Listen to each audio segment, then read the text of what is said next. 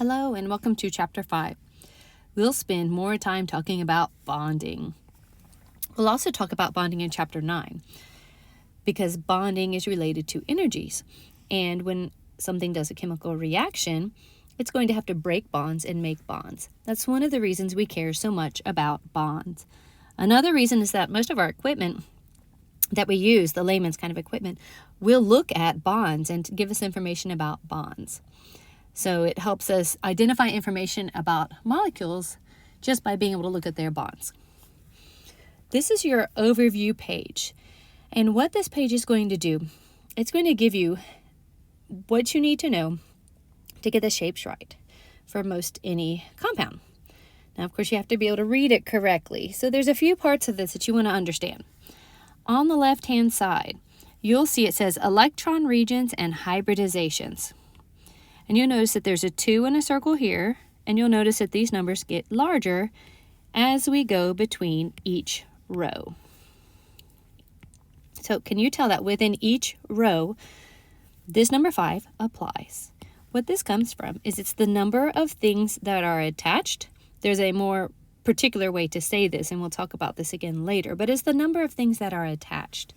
And when we look at pictures of atoms, when it says 2, there are 1, 2 things attached. And also if there's only 2 things, then we have that situation.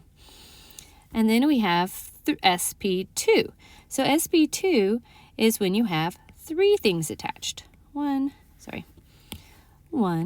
2, 3. There's another way to call something attached too, and that's when you consider a lone pair as something attached. So 1, 2, 3. And we're only looking at how many are attached to the central atom.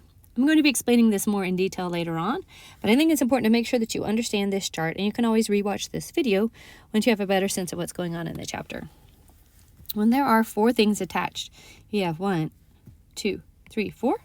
You have 1, 2, 3, 4, and you have 1, 2, 3, 4. When you have 5 things attached, you have 1, 2, 3, 4, 5. 1, 2, 3, 4, 5.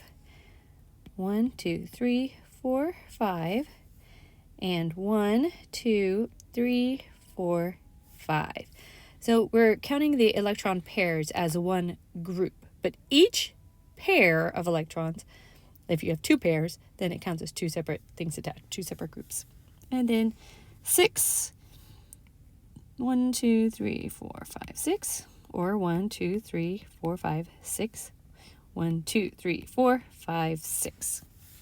That's what we're talking about. We're talking about regions that are occupied around the atom, electron regions.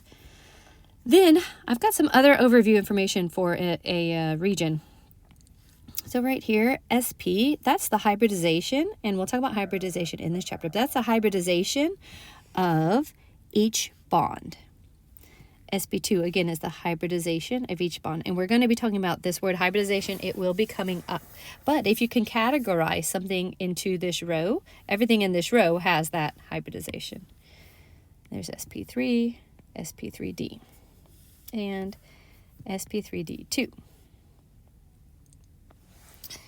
It actually is significant that the number of regions also matches the numbers of letters. So if there's 2 regions, there's 2 letters. 3 regions has 1, 2, 3 letters. 4 regions has 1, 2, 3, 4 letters. And there are reasons behind that. But each row has its own hybridization. And then we have these numbers here. This is the degree of the bond angles. And this works for everything, again, in that row. There's a little bit of variation we'll talk about here. But if I can figure out that something falls in this first row, I will know that it has 180 degrees. That's because it's a line, and so it goes over and it's 180 degrees. Over here, sp2, you can tell it's kind of like a circle divided into thirds, a circle with a 360 angle divided into thirds. We're talking about those angles right there, or we're talking about this angle. For sp3, these are harder to see. This is actually a 3-dimensional shape like this. It isn't a flat shape. It might look flat to you. This wedge means it's coming out of the paper, and the dot means it's going behind the paper. So anyways, they have these bond angles, and they're kind of not in the same plane. I mean, all of the atoms aren't in the same plane. The bond angle of these two is in the same plane, and these all end up being 109.5. This information will not leave you alone. The 195 and the 120 especially comes back in orgochemistry. And this one has 3 options, so let's look at this one.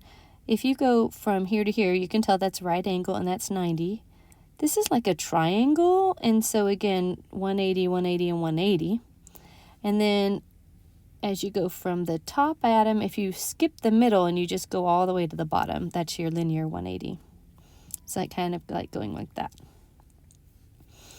And then lastly, this one only has 2 angles, 90 and 180. Might be hard for you to tell what these shapes are really. This picture actually is a little easier. You can maybe see that's a 90-degree angle, and then from here to here is a 180-degree angle. So all of these rows have similar features to them. And there's helpful hints over in here about the bonds and the angles. The other part that is really important is to recognize that there are 2 columns that have names in them.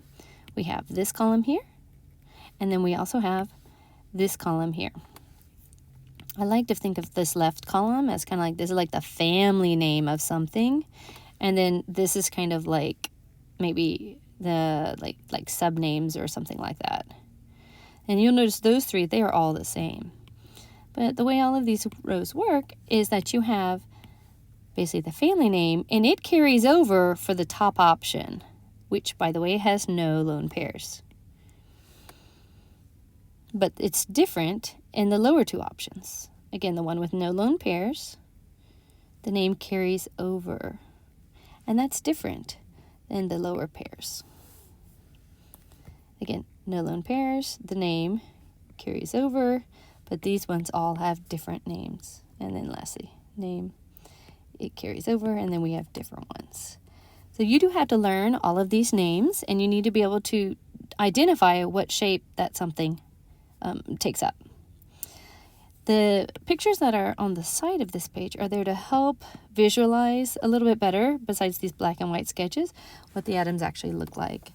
There's also going to be a lab on this, and that's going to help too. And if you happen to have molecular models, it might help also. But this is your summary for the very front page of these Chapter 5 notes.